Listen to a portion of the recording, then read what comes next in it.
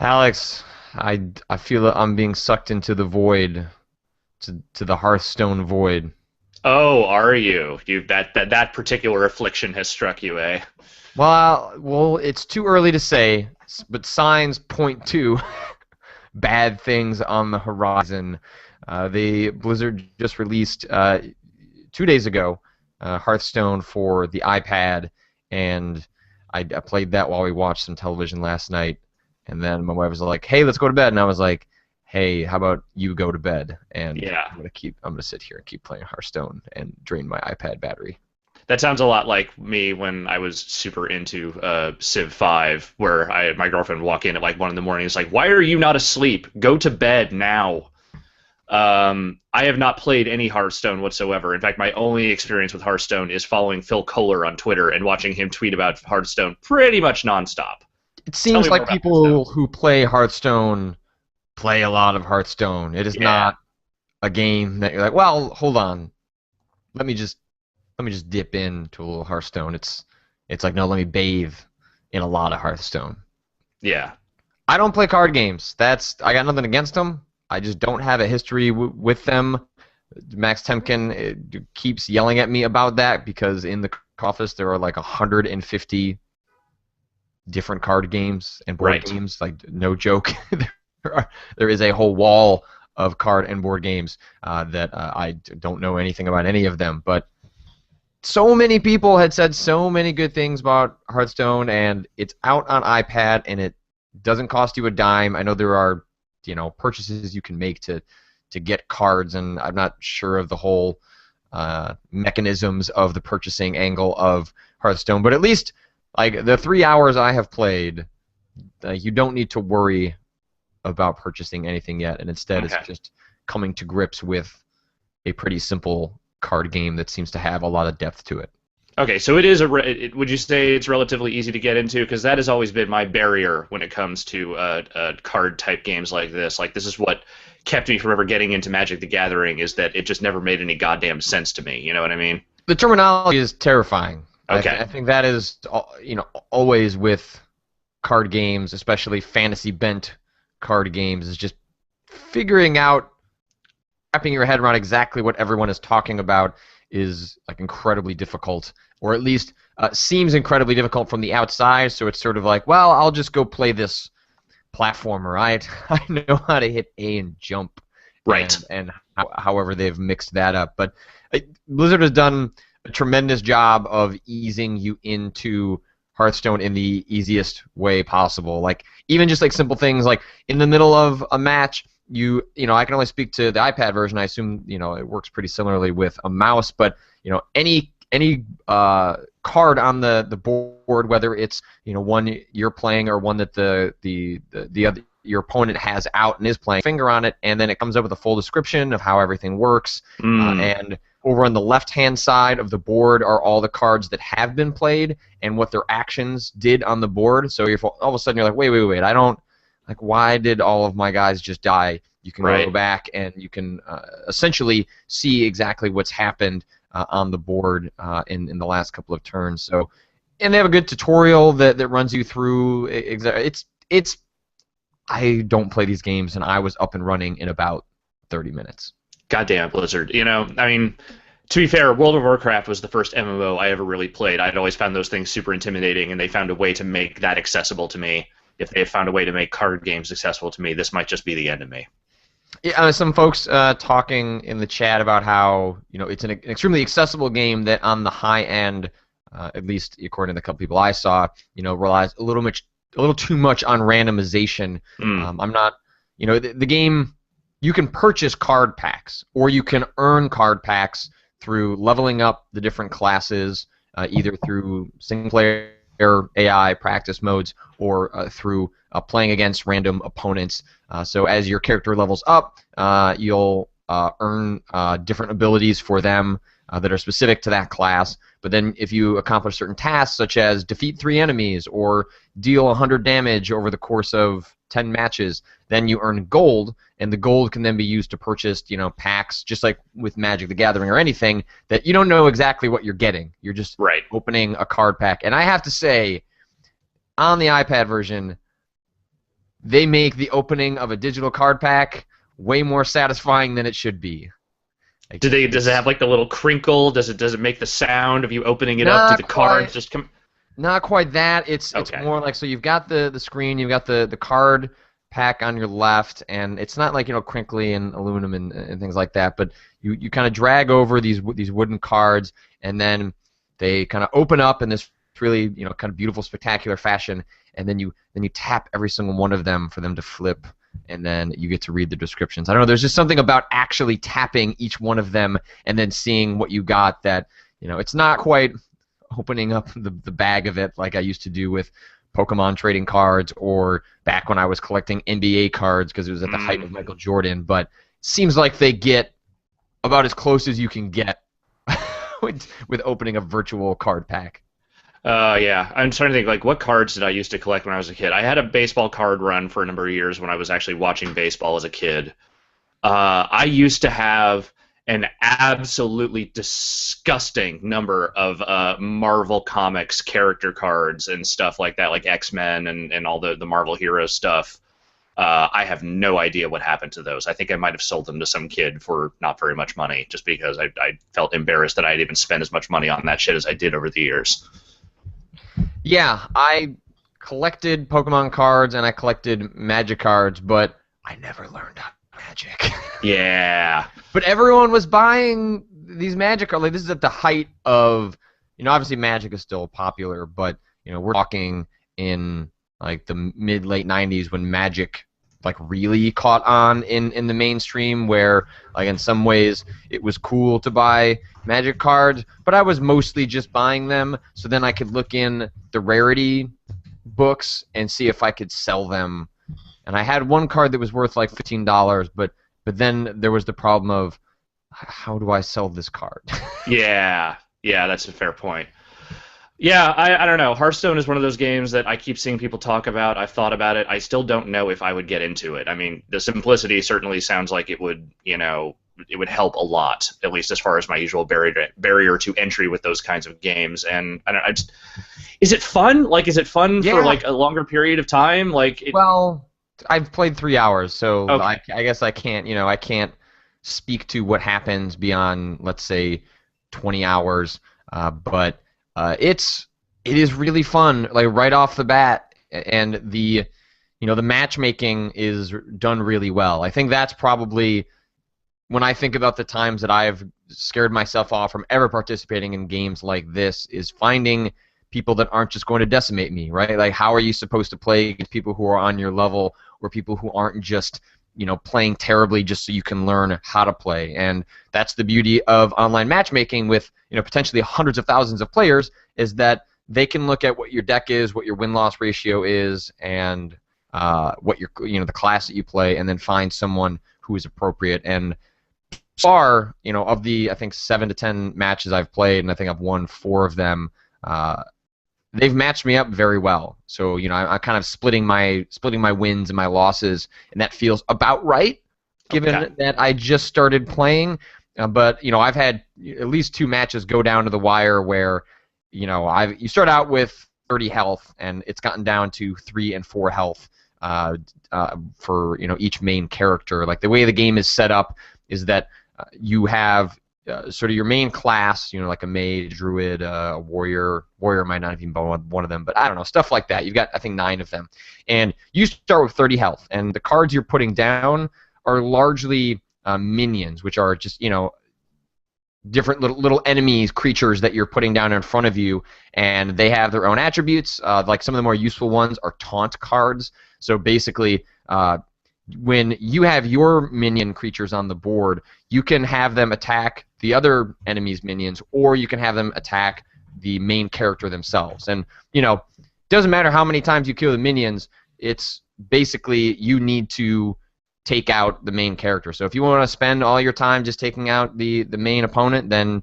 as soon as you get him to 0 health, he could have 10 cards on the board, and it won't matter because he's dead. Yeah. So like, taunt cards force the enemy or to focus on that one specific card, which is really useful when you've got a bunch of other cards you're trying to use to attack the enemy or set up a chain of reactions. And it all sounds really complicated when you say it out loud, It sure does. and when you actually play it, it's incredibly simple. They do a great job of communicating a lot of difficult rules visually. So, like for example, taunts, which is just basically forcing aggro, to Right. use a term from a different game.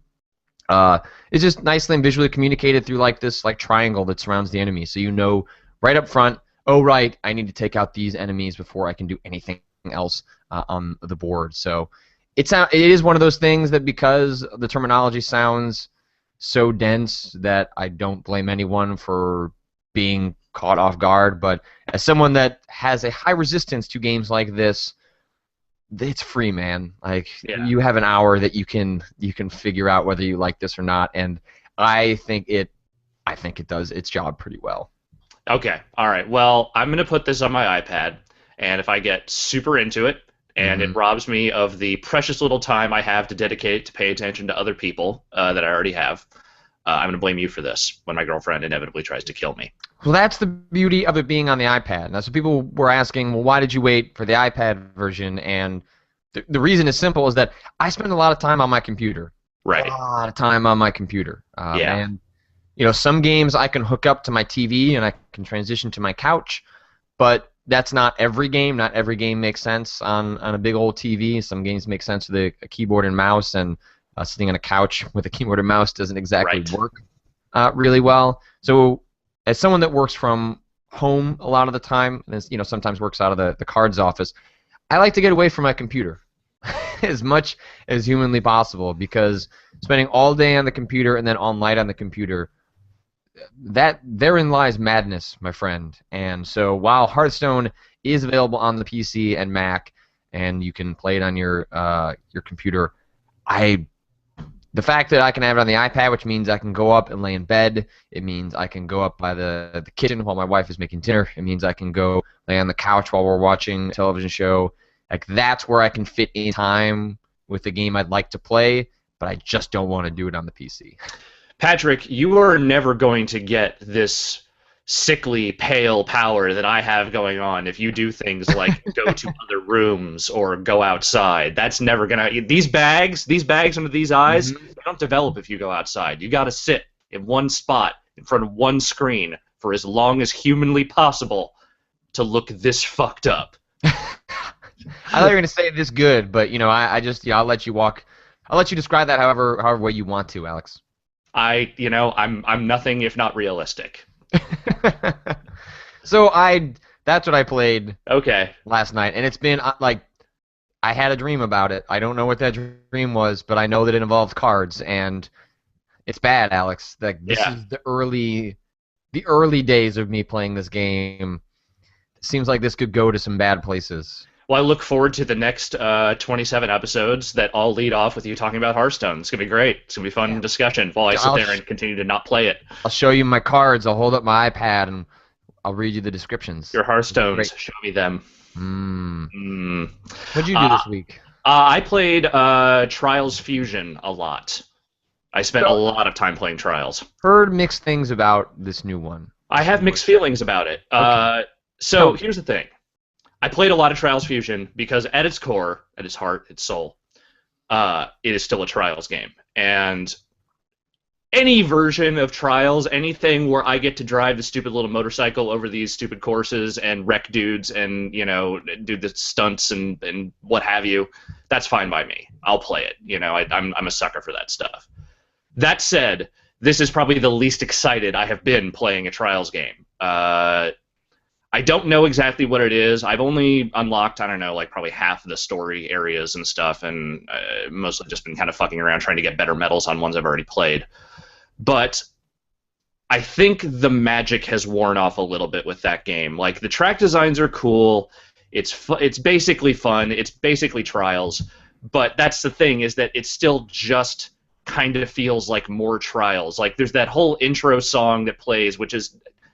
God damn it, I wonder sometimes what this series would look like if it was made by a team that actually had music taste.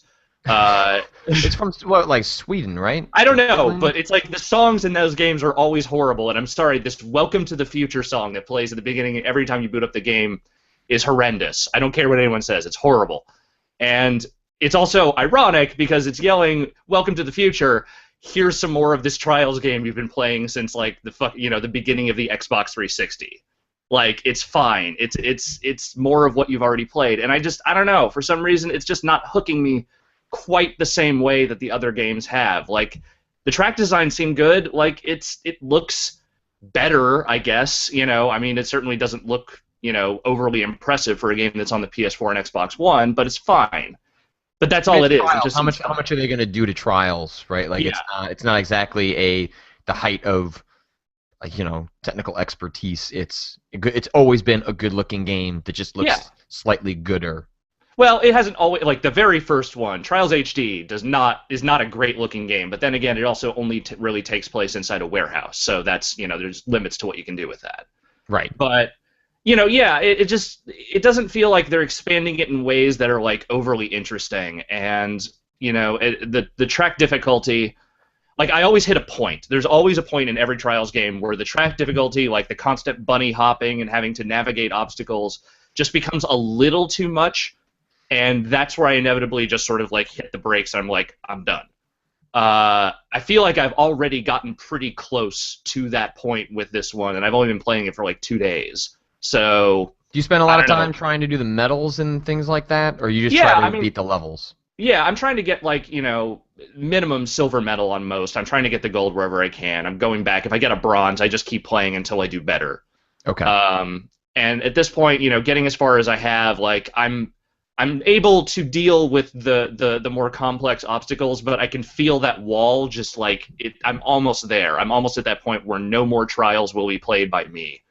And I'm kind of bummed because I usually like to get at least a few weeks out of those games, and now I feel like I'm kind of like, all right, I kind of had my fill. I'm good, which is disappointing. I've never seriously played any of these games. I briefly tried to get into Evolution was the last one, right? Yeah. Evolution, I believe, was the last one, and then there's also that one they just put out on iPad, which I can't Right. remember the name of. And Yeah. yeah, so I just it's not that the series doesn't appeal to me. I just for whatever reason have been playing something else every time it comes along. So it kind of sounds like you're more just experiencing series fatigue than necessarily the series going in a weird direction. Although I've heard that people are not big fans of the trick system that was implemented into this one. It's so the trick system. Can you I explain what it got is? used to it. Yeah, so like when you're going off jumps or ramps or whatever, pressing different directions on the right control stick, just pressing back does a trick, press forward does a different trick, doing it in like kind of a half circle does a different trick, and you have to balance what your character is doing while also balancing the momentum of the bike as that is spinning or doing whatever it's doing. So sticking those landings can be real difficult. But when you do it, it's really satisfying to pull off. It's just very hard to pull off for a very long time until you kind of get used to how the momentum works. I got used to it. I like doing the tricks, though I also agree that system, I can see how that puts people off real fast because the first few times you try to do it, it's hard to get the thing to do the trick you exactly want. Like sometimes it kind of feels like you're just sort of mashing the stick and hoping for the best. Mm-hmm. And I can see how that would drive people crazy. I don't mind it so much. I just don't think it's a particularly useful addition. It's like, fine, cool, this is a way to score some points on this stuff. That's neat. But like, it doesn't really change things up that much. It just makes doing that stuff harder.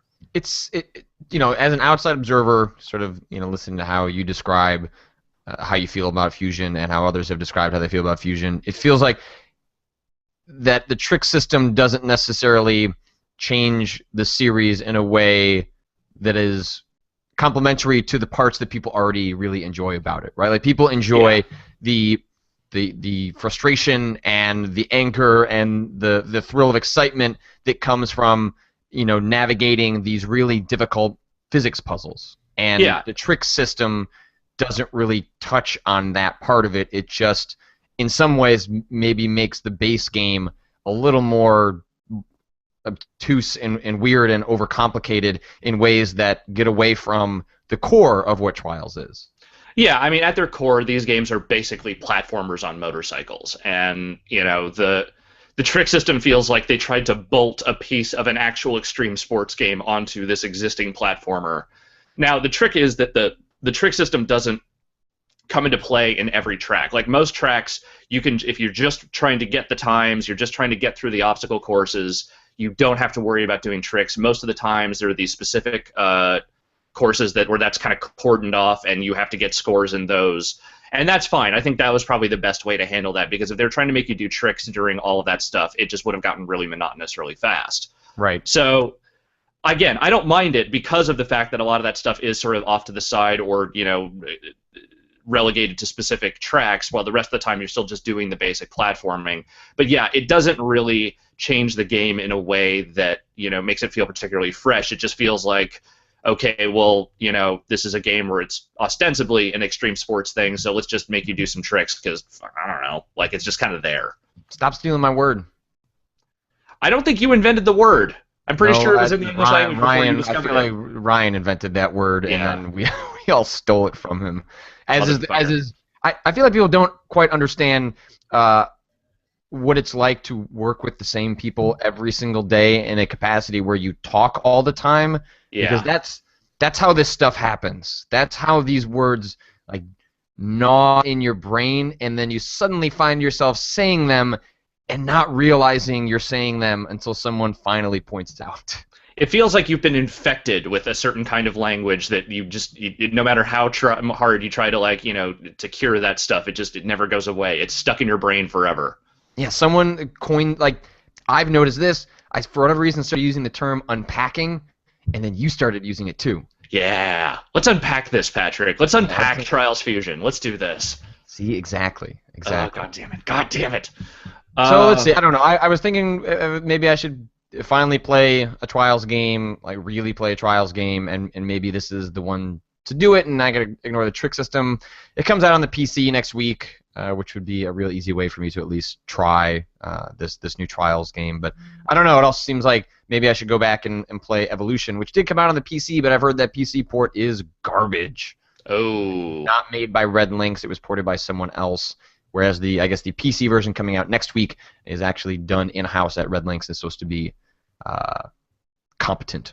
But yeah, I if you have not really played any of those games before, I think the problems I have with Fusion will not impact your enjoyment of it whatsoever. This is more, I think, a certain degree of fatigue with that series, and me just kind of being like, I have played so much Trials HD and so much whatever the last Trials was, Evolution, that this is not having, the novelty has officially worn off on me. But I think you will enjoy this. It has all of the core mechanics and all the silly track designs and all the stuff that you would basically want out of a Trials game. I think I've just hit my wall. Yeah, that sounds about right. I mean, it was a clever take on the platformer, which I think you put aptly is that you look at it and you think it's a racing game, but really it is a platformer at heart, and a devilishly difficult physics platformer at heart. And how many of those can you make? At some point, maybe Red Lynx needs to move on and make something else. They clearly have maybe started to run into a wall when it comes to finding new ways to make Trials feel fresh. And they've made a bunch of these. That happens to every game at some point, especially for one that is fairly simple conceptually, like Trials. Yeah, for sure. Beyond that, I played some more Rusty's Real Deal Baseball, which I'm still inexplicably enjoying. I've got 4 of the mini games now, and I've been playing through a bunch of those, and the story continues Rusty's downward spiral into. That's a better name, Rusty's downward spiral.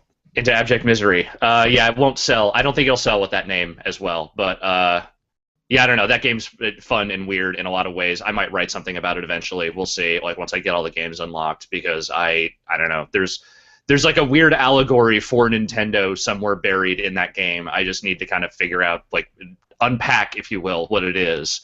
I think you're right that this game seems reflective of Nintendo in a place in time where they are trying to figure out what their place is in video games in 2014 as business models change, and they have to change how they approach design and the player experience, which Nintendo, if nothing else, always seems to be thinking about the player first. They may not always get things like interfaces right, but they always seem well-intentioned when, even with something like Rusty, which is a free-to-play game, sort of within-app purchases, sort of. And yeah, I think whether you actually write a review or not, if you actually played all through what Rusty has to offer and see how deep his despair goes, you could probably write a pretty interesting piece that is not so much whether that game is worth playing, but what this sort of says about Nintendo and how they are exploring, exactly what they could do this time around.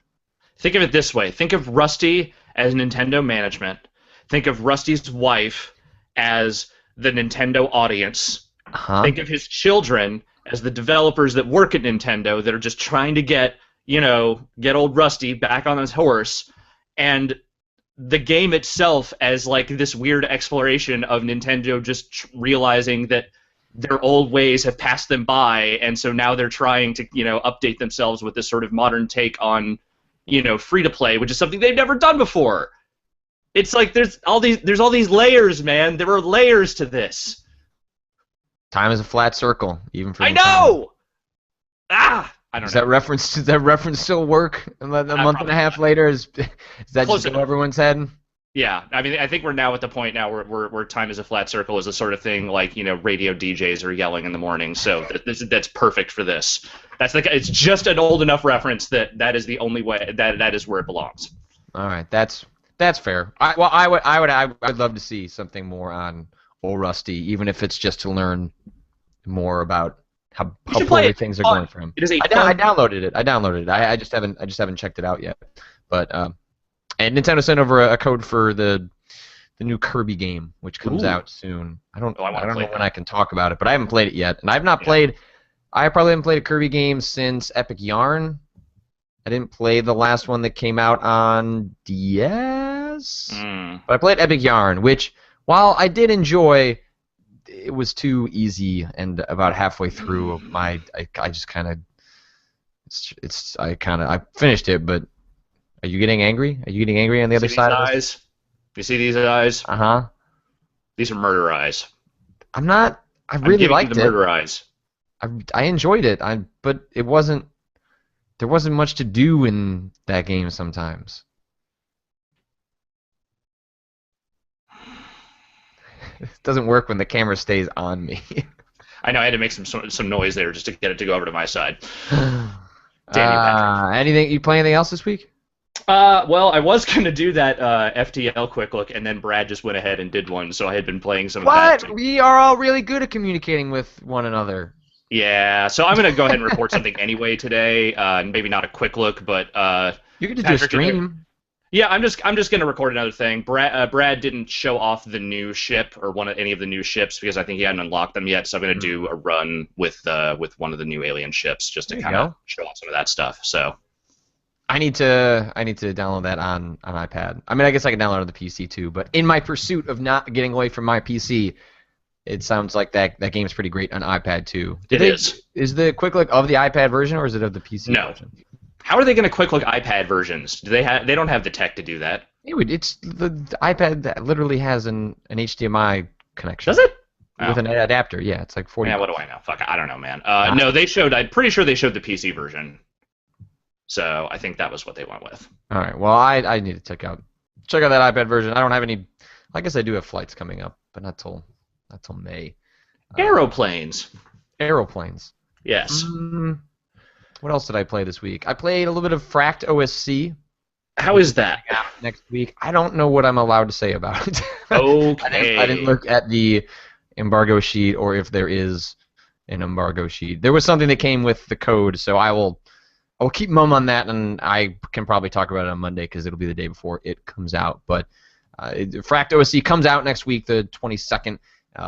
There's been some trailers that have been up on the site before because I'm super excited about that game. But in short, it is a first-person puzzle game with a heavy emphasis on music creation, music influence on the visual design and the actual environment. It's like the music is really kind of fused into the world, and it's all synthesizers. It all sounds like you're in a John Carpenter soundtrack. Okay. I'll say this: that part is fucking awesome. Cool. Yeah. So it's pretty fantastic.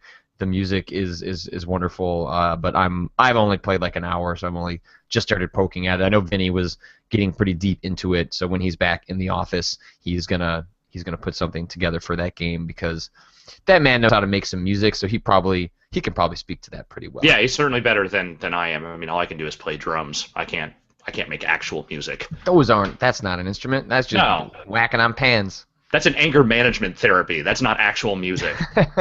Then you just layer guitars over that, and then just, oh yeah, now it's music. Exactly. The other thing I did play, which I played a little bit of, and you and I were talking about maybe doing a thing for, was that Secret of Grindia game, which is now up on, I guess, Steam in early access.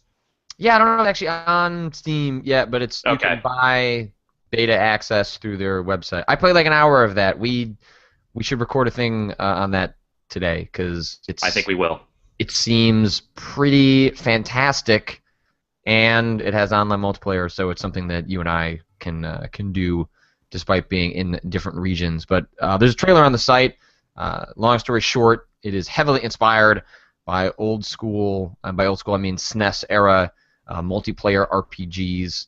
Think your Secret of Manas, or think of if Legend of Zelda with like a heavy RPG system right we had multiplayer. It seems pretty great. So it's Secrets of Grindia, right? Grindia? I said Grindia. Yeah, that's what I'm going with. That sounds about right. And it's like the premise of the game is that you are becoming the collector, which it's a pretty well executed joke because the way you become the collector, and this not a spoiler, it's in the first couple minutes, is that a rare card drop occurs. So the whole game is premised around the fact that you are grinding out like these item drops, and the person who gets the best item drop gets to become the collector, and then you can go on quests, and it's a fairly funny meta commentary on a genre that has a lot of tropes in it. Yeah, it's a lot of very knowing nudge wink type jokes that you'll see immediately in character names and in dialogue and just about everything that happens in it. But the art style is really cute, and the gameplay actually seems like it's pretty fun. So I'm looking forward to checking out some more of that with you. Yeah. So we will check that out later today. Maybe put something up on the site for an unfinished on Monday. But I believe that's most of what I'm playing. I'm playing a bunch of Half Man Hero 2, which I briefly mentioned on Monday, and I don't know how this game could be 20 hours, but it seems like it's definitely going to be 20 hours. The game starts with being a satirical take on JRPG stories, and then at some point stops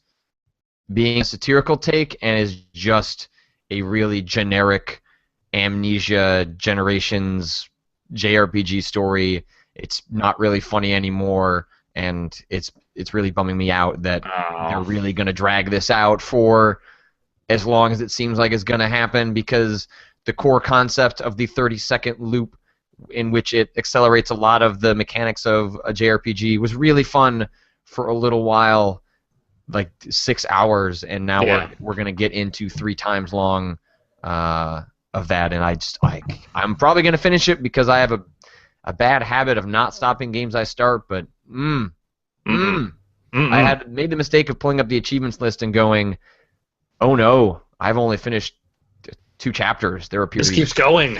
3 or 4 more. Oh this man, is disastrous. So I really enjoy Half Man Hero 2. There's a quick look up on the site, but maybe play that game in shorter spurts because it does not hold up to playing 2 hours at a time. That's for sure. Damn, that is unfortunate. Maybe we should talk about some news. Yeah, I guess some stuff happened. Some things happened this week. Marty O'Donnell, no longer at Bungie. Yeah. Tweeted out earlier this week that he was terminated without cause from Bungie's board of directors, and then Bungie published a short blog post saying they say this day would never come, which was sort of a weird and ominous blog title. Yeah. And then had a short little bit saying, thank you for your service, Marty. Marty has been the in-house composer at Bungie for a very, very long time. I believe going back to the Myth days of Bungie, and obviously is responsible for probably, if not the most memorable, certainly top 3 most memorable modern game soundtracks. The the sort of main Halo theme is Yep. absolutely up there, at least for me, in terms of themes that come to mind of the last 10 to 15 years. Yeah, it's a weird story because that tweet makes it sound like it was a very contentious, kind of like unexpected, unhappy thing. Then there's that blog post which is extremely short, but tries to be as complimentary as it can in the 100 or so words that it is. Uh, I don't know. I don't know what to make of this story. Like, there's been a lot of weird, these sort of contentious releases. Amy Hennig leaving, Hmm. stuff like that. And now, this. I mean, obviously, none of these have anything to do with each other, but it's just a very Or do strange. they? Or do chemtrails? See? Yeah, it all ties together. I don't know. Like, what do you make of this? Like, I don't know if you've ever met Marty or know anything about him. I know exactly zero about most of the people that work at Bungie. Unfortunately, I'm curious if you have any perspective on this because I just it just looks really odd from the outside looking in.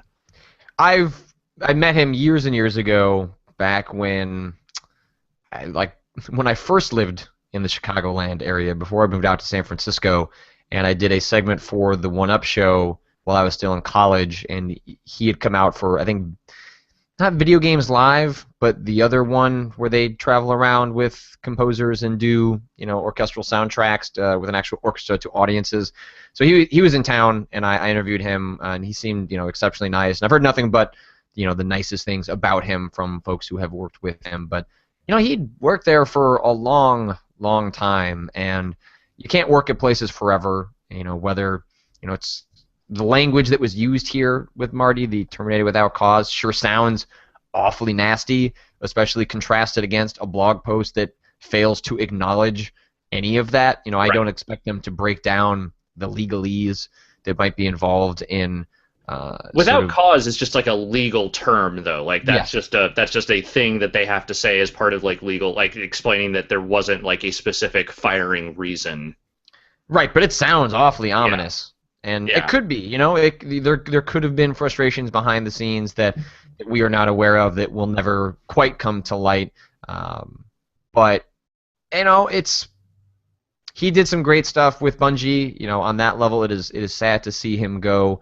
I think my chief concern with Destiny is how it plays than the music coming out of it. But obviously, given what Marty contributed to the Halo series, that's a huge part of my memories of the Halo games is Yeah.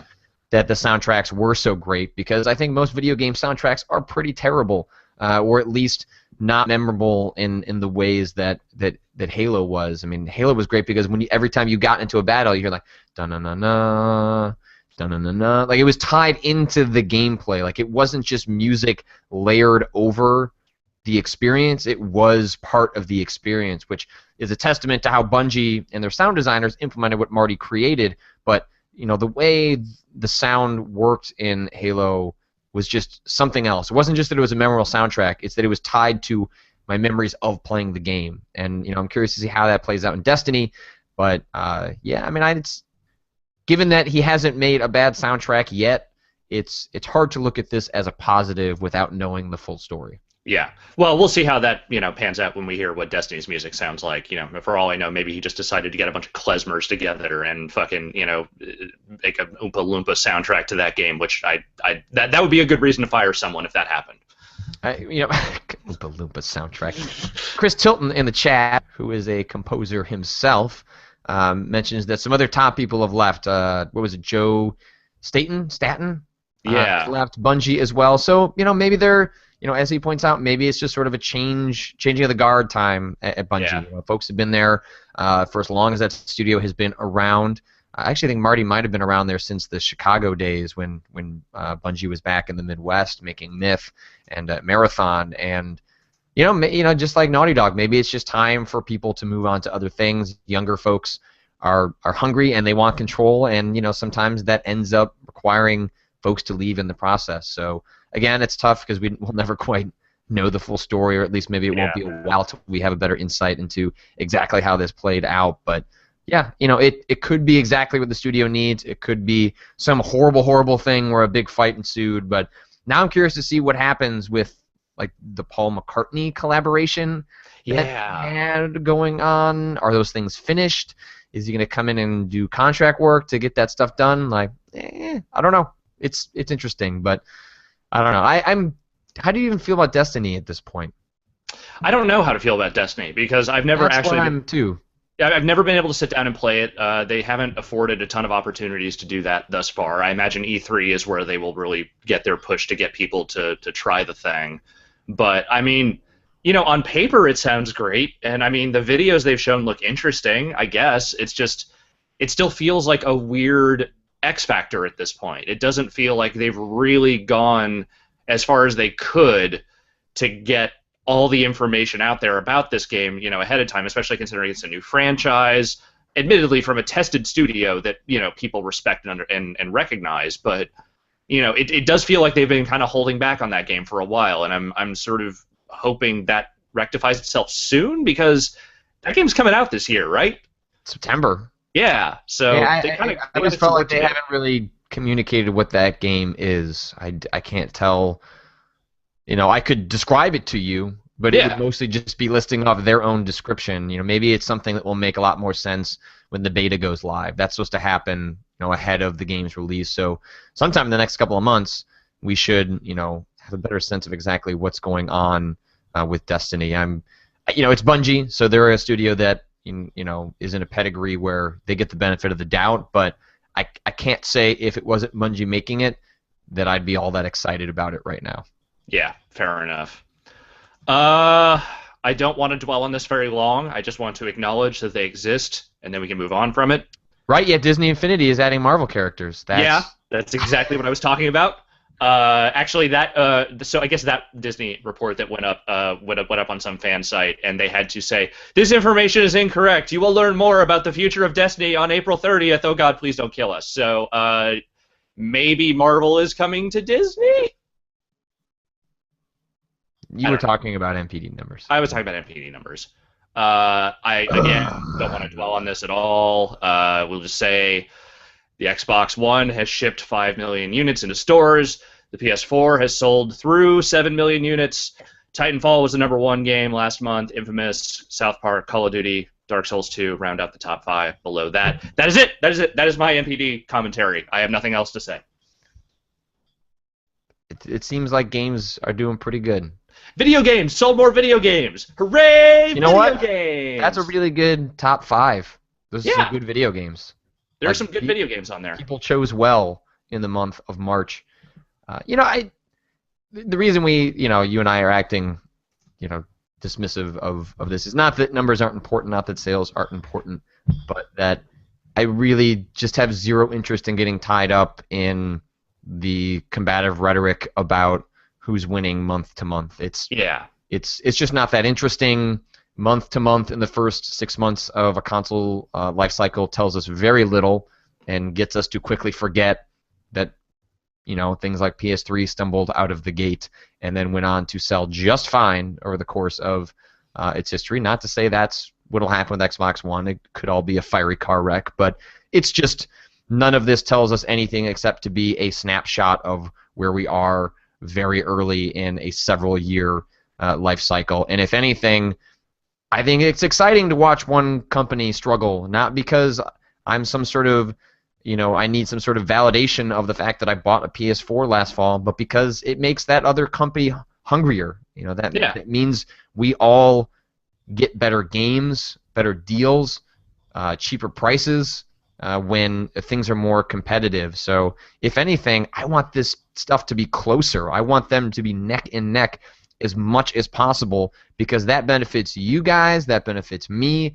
that benefits the game developers. Like it's to our benefit that they are cutthroat, and that's all I get out of these numbers is wanting to see more competition because I have all the machines, and even if I didn't, even in the times when I did not have all the machines, I don't get anything out of cheerleading over sales numbers. It just bums me out. Well, let me ask you this question then.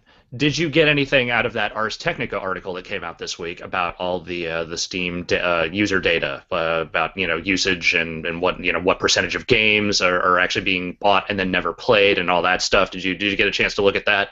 I haven't read the whole article, but I find it fascinating, purely from a reporting perspective, the amount of their methodology. For people who haven't Yes. seen it, it's Ars Technica, specifically the writer Kyle Orland, used the publicly available Steam user profile data to try and figure out what are the most played, the best-selling, the most popular games on Steam, which is not, for as much as we think, Valve discloses a lot of data, like it secretly does not disclose very much data at all, but they collect a lot of it. And so there's an Ars Technica article breaking down what we can maybe gather from what is available on public Steam pages, and it's a fascinating piece that I need to spend more time actually reading through. But the one thing that people have brought up that I think Kyle has addressed in a follow-up piece, but is certainly one of the initial concerns I had, which is the tracking data is Right. not necessarily always accurate. For example, I've played dozens of hours of Binding of Isaac, and yet it only reports that I've played like 90 minutes or something like that. It just stopped recording that. Maybe that's because it's like a flash window that comes up. I have no idea, but the Steam tracking is not 100% consistent. But I think Kyle outlines his methodology in a way that allows you to get some sense of what's happening on Steam, and I don't know, God willing, maybe it forces Valve to release a little more information, but probably. Yeah. Transparency in video game data is something that has never really existed in the form that, say, like box office numbers are in the film industry, or record sales used to be in the music industry before people stopped buying music. And I've always found that really unfortunate, but I also think that there's a certain value in not necessarily having those numbers at your fingertips all the time, because it sort of keeps the conversation less about just who's selling the most as the only sort of benchmark for quality, which is what tends to happen a lot with film stuff. Like the box office ends up mattering, in a weird way that isn't really necessarily conducive to the conversation about the actual films or criticism or any of that stuff. That said, it would be nice if there was a way to actually see the information that's like the actual data that NPD puts out there, like what are the actual numbers. Like sometimes that stuff gets released, but it's only when it's positive and the publisher actually wants that info out there, and it makes it feel kind of useless. Like I've never really found NPD that trustworthy, because they still don't really track digital sales at all, do they? They account for it in some way, but yes, that's really why I don't get caught up in a lot of this stuff, is we don't have enough information.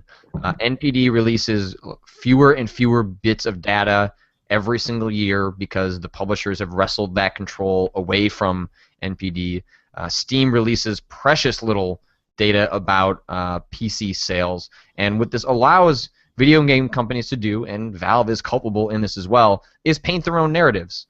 We don't have enough information to actually accurately talk about any of this, and that's what's frustrating, is because people are so quick to grab the first piece of data that fulfills their own personal narrative, whether it's the console war or something about a game they bought that they wanted to validate that has sold really well. We just don't have enough information to make any of those arguments. So that's what makes all these arguments so goddamn frustrating, is because you're arguing over nothing, because the game industry has systemically removed every piece of information that allows us to even make a credible data-driven argument about the state of the games industry. So while I agree with you that the box office stuff isn't all that interesting, relative to actually talking about the movies and the content therein, at least the data's there. Yeah. There's still fuzzy math in Hollywood too, but you have some piece of concrete information to work with that you can actually have a discussion. That is not true of video games. So all it does is just lead to big headlines that websites get to run, and big threads on various message boards, and dumb Twitter fights, and you're all fighting over nothing because you don't actually have any useful information to draw from, and that's what I find frustrating, and it has more of a frustration to do with the industry itself, because they perpetuate secrecy in a really, really frustrating manner that allows them to do things like the Xbox One, 5 million shipped to retail as opposed to sold to consumers. Like, because we don't have the data, they're allowed to get away with stuff like that until people poke and prod a little bit further to get them to be honest about it, and that's just really frustrating. Big headlines, big numbers, big plays. Woo! That was actually a pretty good rant, Patrick. I like that. Thanks. It was good work. So it was subject to my next PAX panel. Numbers are stupid. Who Fuck cares numbers. about math? Dude, I would like to subscribe to your newsletter. So let's see. So the PS4 is going to get like this share factory. Yeah. What is that? Just new editing tools. Okay. It's there's like video editing stuff attached to that, right? Yep. Yeah, the Xbox One has definitely had the advantage in terms of being able to create clips and things like that. So it seems like Sony is catching up. And I gotta give Microsoft credit. They've had a pretty regular set of updates for the Xbox One, which leading up and even after the release of Titanfall, which has kind of kept the Xbox One at the forefront of people's thoughts. I thought it was kind of interesting that Nuclear Throne you can now buy straight through Twitch. The same way that you can subscribe to a Twitch channel and pay that person a little bit of money in order to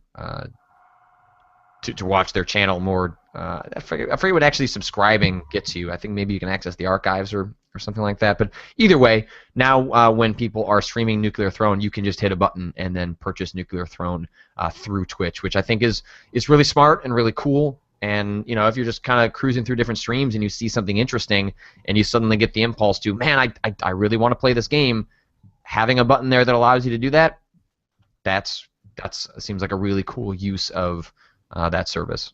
Yeah, I mean, I don't know if I necessarily want Twitch to turn into, a retail location, so to speak, but I do think that is probably a very handy, smart co-marketing thing that someone probably should have thought of a long time ago, if I'm completely honest. Yeah, no, it seems like Twitch is doing some interesting things in a couple of different directions. They also announced this week that they invested, or they matched a sort of Twitch-based or Twitch-centric video game. I forget what the game is actually called, but they were looking for $30,000. They'd raised 15. Twitch invests Kickstarter Choice Chamber. Let's see. So they'd raised 15, and then Twitch matched the other 15 because I believe it's sort of a community-based game that runs through Twitch. And Twitch decided, hey, you know what? We're going to invest the 15, and it's not like they control the IP or anything like that. They are literally just they gave them the funds so they can go make that game, and that's cool. It's neat to see Twitch kind of branching out and trying some interesting things for sure. Definitely. Before we take questions, I just want to talk about what is absolutely the most important news of the week, which we say for last, obviously, because it's the best.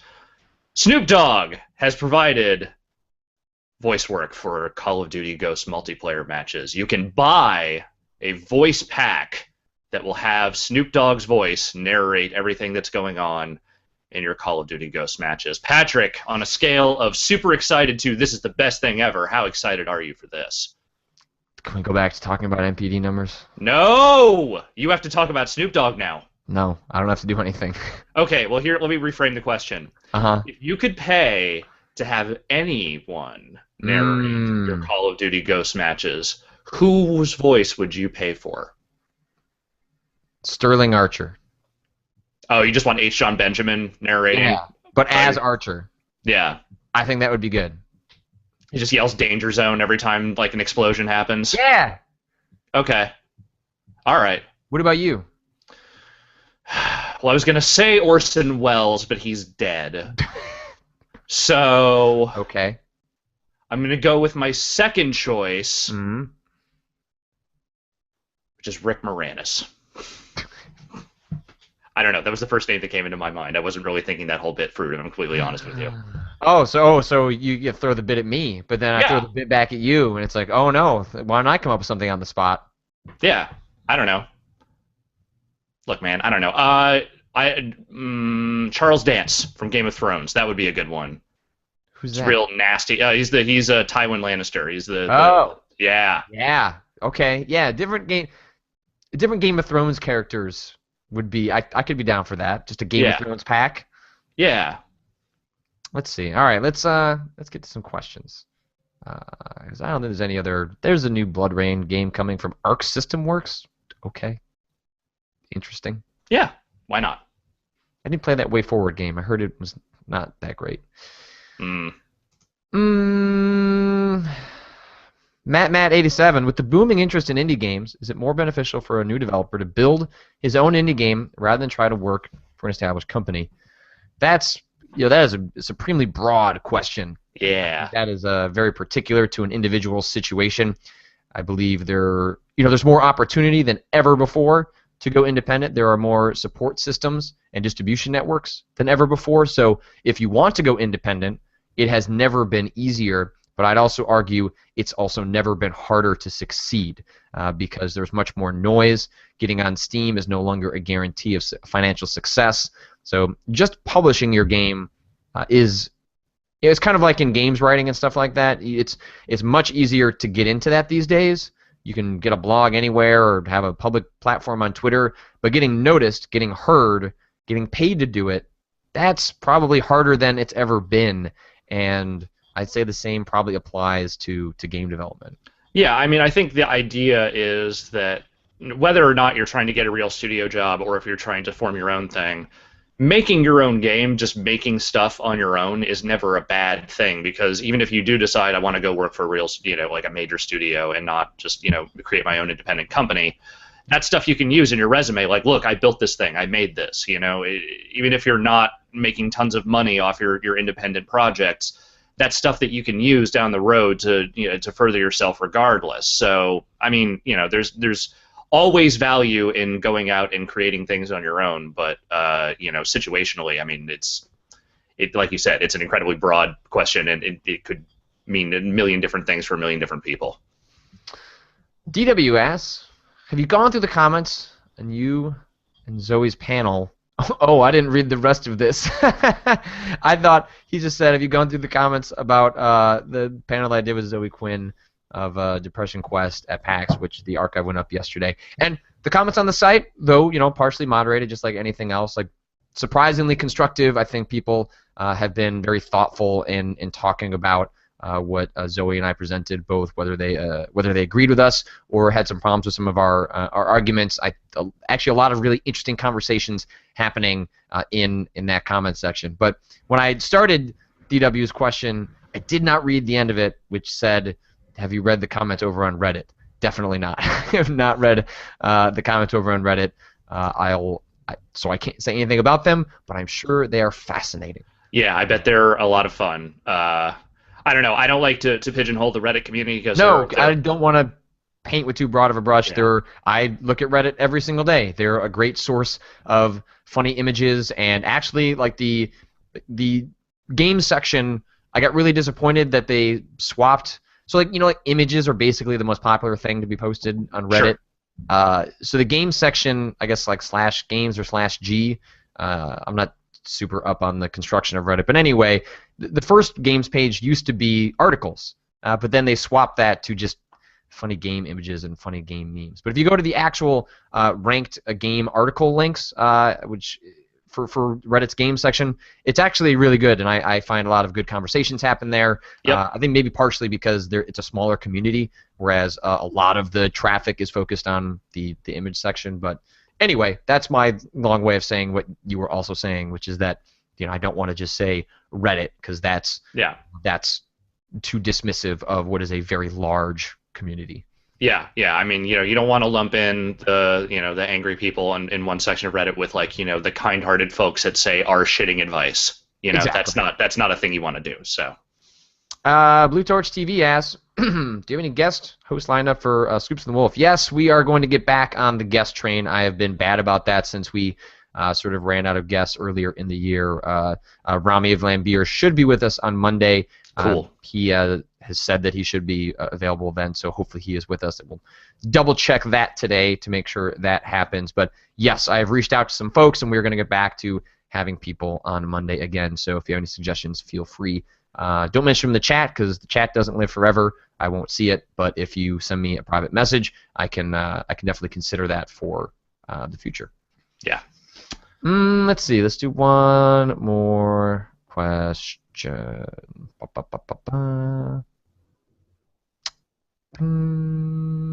People ask about Spider-Man not coming out on Xbox One. I saw a little talk about that, but I don't know That what sounds that like what is. happens when a game fails cert. Like you Yeah. don't know when the game is going to come out because there's failed certification, so you have to redo a bunch of things. So that's a guess, but that's my guess as to what happened. Here's a good one to end on. Just One Gamer says, "Are you guys surprised about Nintendo's current console downfall?" Which he says in quotes. And were they destined to be in this situation after the huge success of the Wii? Do they bounce back next gen? What do you think?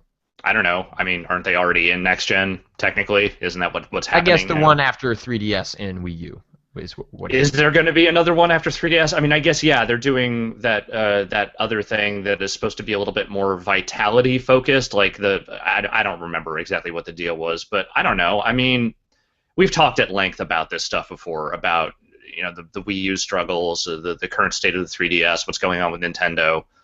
Uh, I don't know that I have anything particularly new to add to that conversation right now. Like, do I think they can bounce back? Yeah, they just need to start making some better decisions and also maybe start, putting out some more games that are more interesting to people. Like, yeah, Smash Brothers is probably going to do just fine for them. I'm sure Mario Kart will move some units and some consoles, but it's like, them doing what they've been continuing to do is not necessarily what's going to get them out of this hole, and that's been my opinion all along. So I think big picture, let's take Nintendo out of the equation.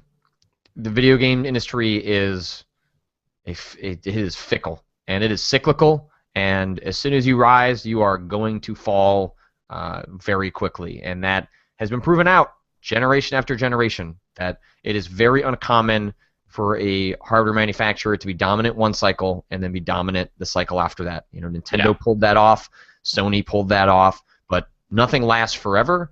And Nintendo's highs are so high; they are so much higher than anyone else's highs they typically. are so high right now. Well, that Well, they were. Rusty looks a little bit like he's Yeah, been hitting it, yeah, and their lows are much lower than most people's.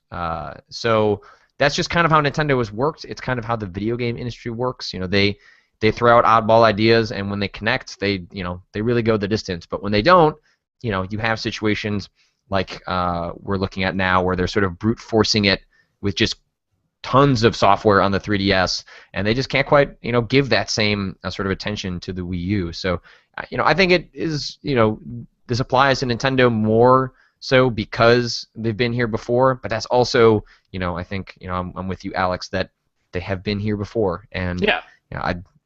whether they bounce back to the same sorts of highs they've been in the past, Nintendo is not going anywhere, and I'm mostly just curious to see where they go next. I think this E3 should be interesting, but next E3 is probably the one we're really waiting for in terms of what Nintendo does next. That said, pretty sure Tamagotchi Life is going to be the best-selling game of all. Oh my god, I am so excited for Tamagotchi Life. Yeah, Oh, that game looks great. Oh my god, I am so excited for that video game. that's the end of May, right? June 6th, June just 6th. before the Okay. E3. So not I that know what I'm bringing far, back but like far enough. Yeah. All right. So that is it for this week. We'll be back again on Monday morning, hopefully joined by Rami of Vlam Beer. What do you plan this weekend, Alex?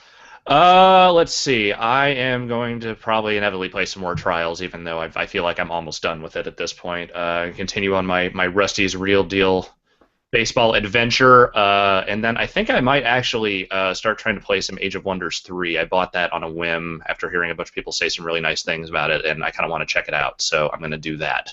What was that other strategy game you were going to try and play? Oh, well, it was Galciv 3, but that was it's an early access, and it's like it Right, doesn't it's even too have a early, right? tutorial yet, so it barely works if you don't know what you're doing, which I don't. So I will come back to that when there is a little bit more game in there. For folks asking, there is no Super Professional Friday, or the Brown Line is one of the ideas being tossed around that I think is That's gross, but good. It's a really great name. Nothing this week, unfortunately. Dave Lang's truck for Iron Galaxy came back pretty late, so they weren't able to get their studio set up in time to do anything this week. But we'll try to do something next week. But like I said, that's because I have two other folks that don't work for Giant Bomb. Their schedules are a little erratic, but we're hopeful to do something next week. I've already got the game picked out. I'm very excited about it. It should be a good time, but it'll be back, and hopefully it'll happen next week, but no guarantees. So, Cool. Alex, I will talk to you on Monday. Oh.